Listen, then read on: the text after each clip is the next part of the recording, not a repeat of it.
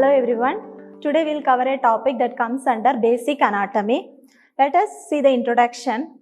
Bones are the structural framework of our body. For the connection of the bone, very essential structure is joints. So let us discuss about joint. So what are the joints? Joints are the articulation surface of one or more bone held in our human body is known as the joints.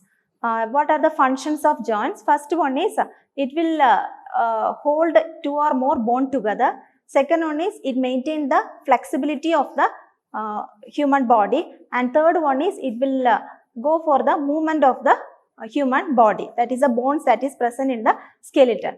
Next we'll see what are the types of joints. Joints according to the structure, that is the presence of connective tissues that is present in the joint, that is divided into three types are there. First one is fibrous joint, second one is cartilaginous joint, and third one is synovial joint. So let us discuss about fibrous joint. So fibrous joint, the articular surfaces of two bones are held together by thick, hard, strong fibrous tissues. Then it is known as the fibrous joint. So fibrous joint is mostly restricted in movements. So here we will see what are the types of fibrous joint. Generally it is divided into three types. First one is sutures. Sutures that are thin fibrous tissues that is present on the bones of the skull. So skull bones, you can see the coronal sutures, sagittal sutures, that are known as the fibrous suture joint. They are no movement is there in the sutures that is present on the skull bone. Next one is syndesmosis. Syndesmosis, high angle sprain. So here the joints, the articulation surface of the two bones is made up of that is a thick band of sheath of fibrous tissues. Like an example of interosseous membrane that is present in the tibia and the fibula. Next we'll see third one is gomphosis. Gomphosis, that is the fibrous joint. The fibrous tissues, mainly we can tell it as a peg and socket joint. So peg, that is mainly present on the tooth. The root of the tooth is attached to the cup-like structure that is present on the mandible or the maxilla bone. Then it is known as the gomphosis. These are the three types of fibrous joint. Second one is cartilaginous joint. So cartilaginous joint, it's mainly two types are there. Cartilaginous joint, less freely movement joint is there. Here you can see made up of fibrocartilaginous tissues are there. So first one is synchondrosis. Synchondrosis, it is a primary cartilaginous joint that is mainly present on the diaphyseal plate of growing bone of the child.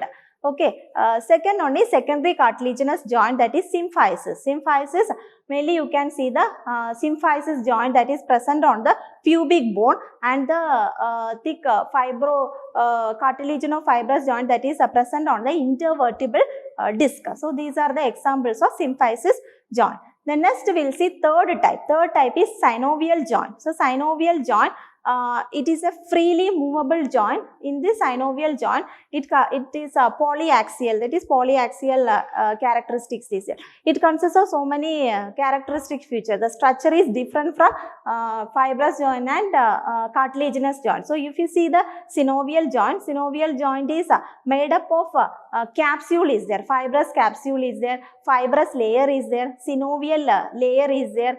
From the synovial layer, synovial fluid will be formed. This fluid will maintain the friction, protection will be there. It consists of phagocytosis, preventing the irritations of the joint, and it consists of hyaline cartilages, and it consists of sac. Sac, it is known as the bursae.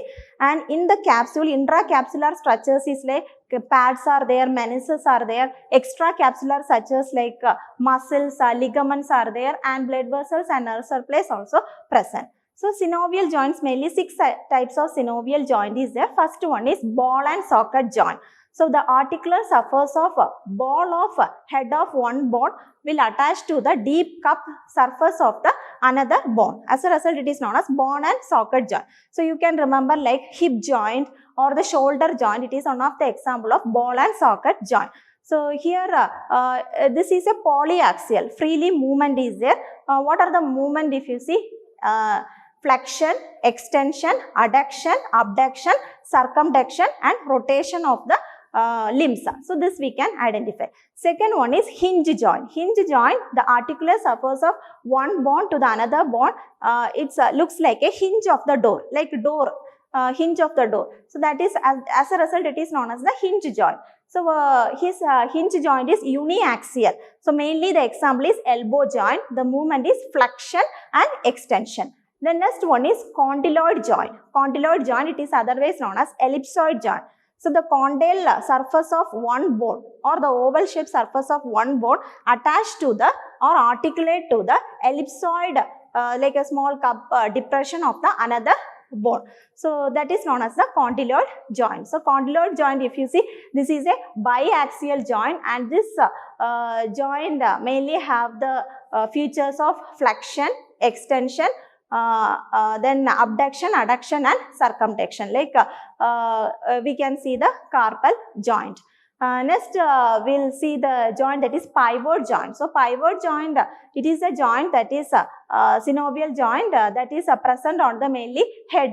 So you can see one part of the bone that is articulate with the hoop shaped ligament of the another bone. So this like a cylinder attached to the ring and the bone is moving. Okay, so rotation of the head and supination and pronation of the arms that we can see in the pivot joint. So pivot joint also one of the uniaxial joint. The next one is saddle joint. So saddle joint, here you can see saddle joint also biaxial type of joint. The articulate surface of concave structure of one joint, one bone that is attached to the convex part of the another joint. So that a man sitting on the horse, like riding, no, so that we can see as a saddle joint. So saddle joint best example is thumb joint. So thumb joint, if you see, having the movement of flexion, extension, adduction, abduction and opposition of the fingers that can feel in the thumb joint. And last one is a planed joint. Planed joint is otherwise known as the gliding joint. So gliding joint, the one surface, one bone articulated surface will be flat and it is attached to the another flat surface of the bone. I say gliding in nature, mainly the present in the wrist joint. So these are the different types of synovial joint. Synovial joint mainly movement will be there. Next we will see according to the function, according to the movement, the joints can be divided into another classification, that is 3 types is there: synarthrosis, amphiarthrosis, diarthrosis. Synarthrosis is immovable movement, immovable joints, that is known as the sutures. Then next one is amphiarthrosis. Amphiarthrosis, less restricted movements, like we can tell as secondary cartilaginous joints. And third one is diarthrosis. Diarthrosis, freely movement, that is known as the synovial joint. Then according to the range of motions, it can be divided into uniaxial joint, that is a hinge joint. Then biaxial joint, you can see the condyloid joint, and polyaxial joint. So polyaxial joint, the best example is synovial joint. So as a nursing students, you need to very much focus on the joints, and these joints will hold close the bones. When studying the joints, you can give an applied anatomy and disease condition also you can correlate and study in your future. So today class we have seen about what is joint, what is the function of joint, what are the types according to the structure, according to the movement and according to the range of motion. So today I am signing off, Mrs. Nima. Next video we will meet again. Thank you.